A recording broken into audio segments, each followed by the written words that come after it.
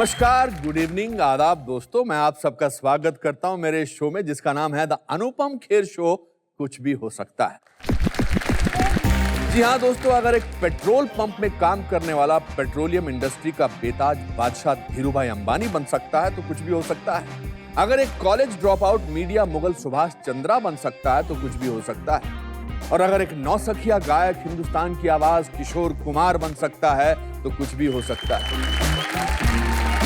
जिंदगी का सबसे बड़ा रहस्य खुद जिंदगी है। इसे जितना ना समझने की कोशिश करेंगे ये उतनी ही रोमांचक होती जाएगी, क्योंकि याद रखिए लाइफ में कुछ भी हो सकता है। दोस्तों, आज जब मैं घर से निकला तो फोन को चार्ज करना भूल गया और आधे रास्ते मेरा फोन ऑफ हो गया। कुछ 5 मिनट के लिए तो मैं पैनिक कर गया, अरे कितने लोग फोन कर रहे होंगे, मुझे किसी से जरूरी बातें करनी थी। फिर मैंने सोचा चलो कोई बात नहीं, 10 मिनट का रास्ता है, स्टूडियो पहुंच के फोन चार्ज कर लूंगा। वो 10 मिनट का रास्ता बड़ा अद्भुत सा अनुभव था। ये कड़कड़ाती धूप, ट्रैफिक, शोर, गुब्बारे और खिलौने बेचते लोग, भिखारी, वो पेड़ के नीचे बैठा हज्जाम। मैं हैरान था कि एक फोन की वजह से ये अनुभव मेरी जिंदगी से मानो गायब ही हो गए थे। मुझे एकदम से याद आया कि मैंने पहली बार फोन अपनी जिंदगी में 15 साल की उम्र में इस्तेमाल किया था, वो भी किसी लड़की के चक्कर में। लेकिन उस लड़की से बात करने से ज्यादा मुझे एक्साइटमेंट थी टेलीफोन पर बात करने की।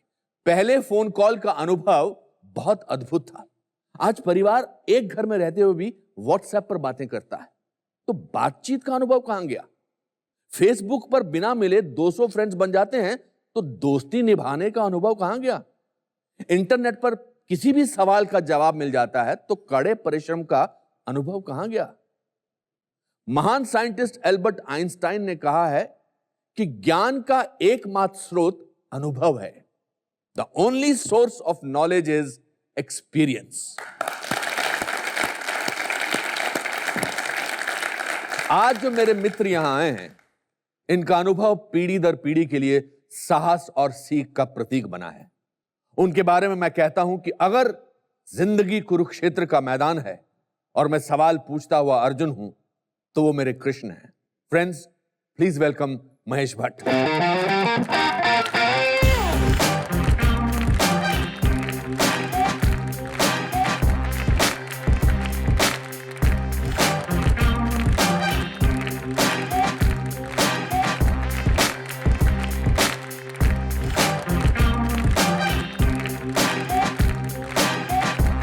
आज से 32 साल पहले एक पतला, दुबला, आधा गंजा आपके दरवाजे पर उसने खटखटाया था और आपने दरवाजा खोला था। और उस लड़के को याद था कि आपको उस लड़के का नाम याद था, और वो नाम था अनुपम खेर। इन 30 सालों में आज मुझे सूट में देखकर, इस शो में देखकर, आपके दिमाग में पहला ख्याल क्या आ रहा है? जब आप मेरा इंट्रोडक्शन दे रहे थे और मैं अपने क्यू का इंतजार कर रहा था कि कब मुझे एंटर होना है, जिस ईमानदारी से, जिस पाकीज़गी से आपने मेरा इंट्रोडक्शन दिया, उसने मेरे रोंगटे खड़े कर दिए। और जिस्म झूठ नहीं बोलता, कुछ तो है जिसने जोड़ के रखा है हम। वो कुछ क्या है इसका तो मुझे अंदाजा है नहीं, मगर कुछ था उस आवाज में जिसने कहा कि नाम याद रख मेरा, अनुपम खेर। तो जो लड़का सहमा हुआ मगर आंखों में एक अजीब किस्म का तेज लेके आया था, वो आज सूटेड बूटेड शख्स के अंदर कहीं जिंदा मुझे नजर आ रहा है। हाँ, थोड़ा मोटा हो गया है, ये रईस हो गया है, मगर है आज तुम्हारे अंदर वो शख्स आज भी जिंदा है। भट्ट साहब, मुझे याद है कि जब मैं आपसे मिला था और फिर आपने मुझे सारांश का स्क्रिप्ट सुनाया था और मैं पहला शॉट देने जा रहा था, वो धोती पहनकर, कि फोन आता है कि मेरे बेटे की डेथ हो गई, और मैंने आपसे पूछा था 5 मिनट पहले कि भट्ट साहब, ऐसा कौन सा जज्बा मैं अपने अंदर रखूं जो पूरी फिल्म पर हावी रहेगा? और आपका जवाब था कंपैशन। क्या वो आपने क्यों कहा ऐसा? क्योंकि करुणा ही गंगोत्री है जहां से ये पूरा खेल शुरू हुआ जीवन का। और मुझे याद है कि तुम्हारे रोम रोम में वो करुणा का समंदर था, और नहीं तो संभव नहीं है कि 28 साल की उम्र में वो नौजवान लड़का इतना मुश्किल रोल जो है निभा पाता। आपने मुझे एक बहुत बड़ी गुरु दक्षिणा दी थी उस समय। वो पैशन, वो कंपैशन, वो करुणा मेरे जहन में आज तक है। मगर आपकी जिंदगी उस समय जो थी बहुत उथल पुथल में मची हुई थी।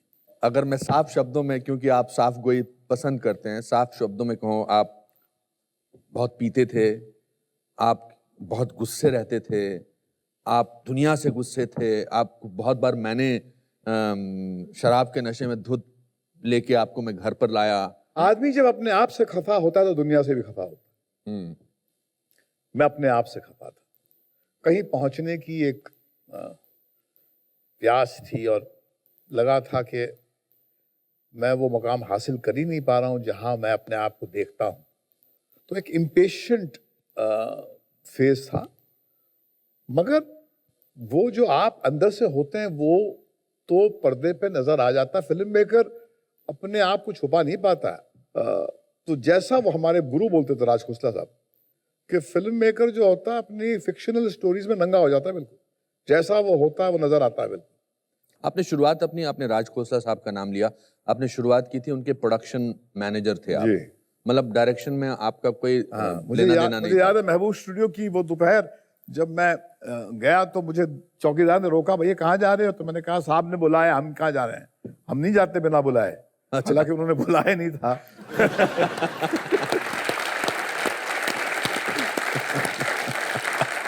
तो हम अंदर चले गए और उनके जब एयर कंडीशन रूम में मैं दाखिल हुआ तो मुझे याद है कि राज साहब बैठे थे, उसके पीछे गुरुदत्त साहब की तस्वीर थी।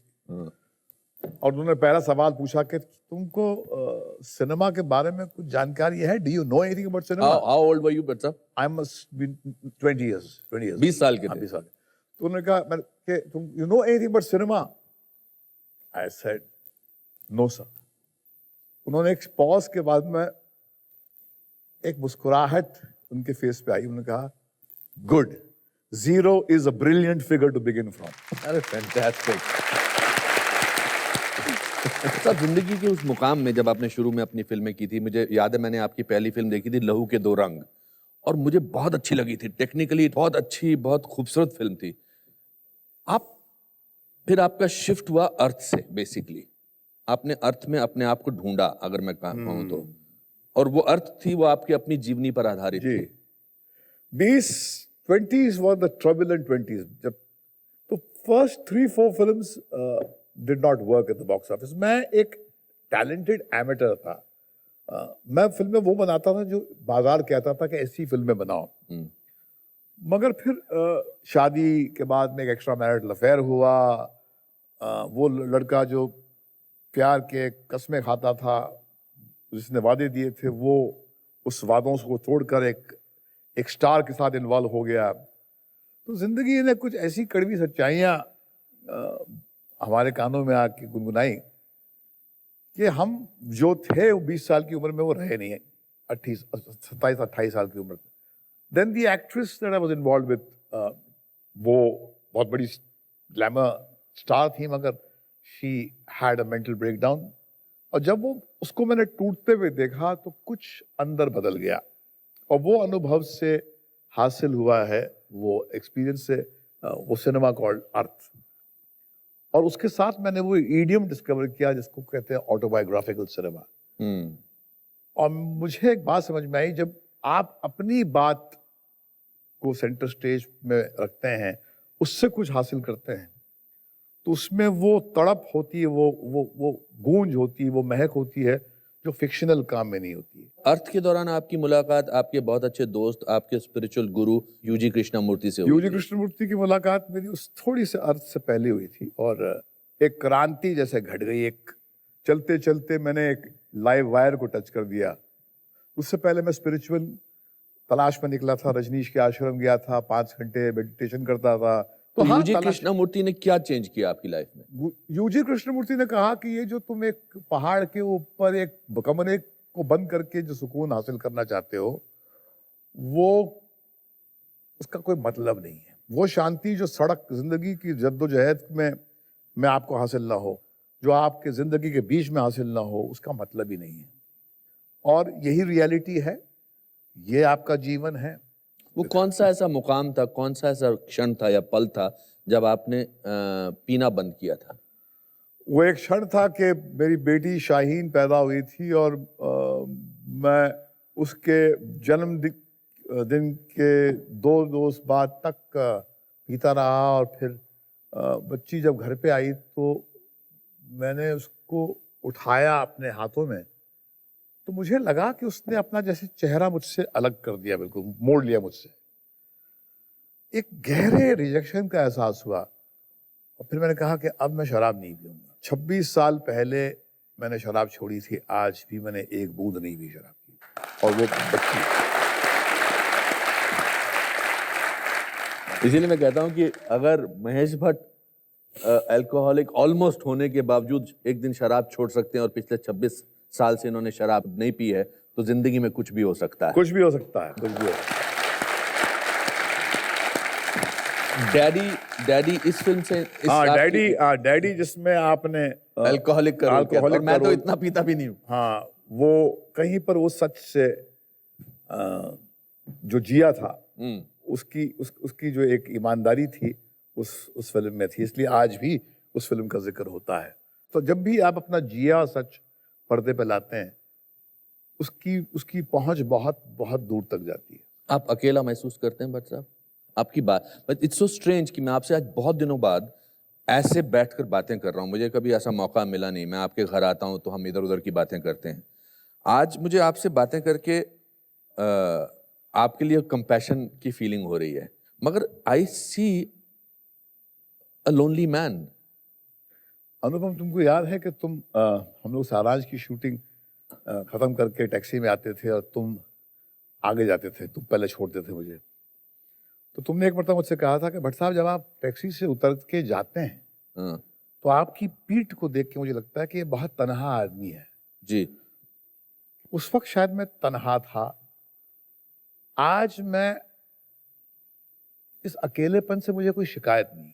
जितना आप तन्हा होंगे उतना आप क्रिएटिव होंगे। एक्चुअली आई वुड से कि जो आप करते हैं, योर राइटिंग और your art is the only escape route from loneliness. अरे फैंटास्टिक।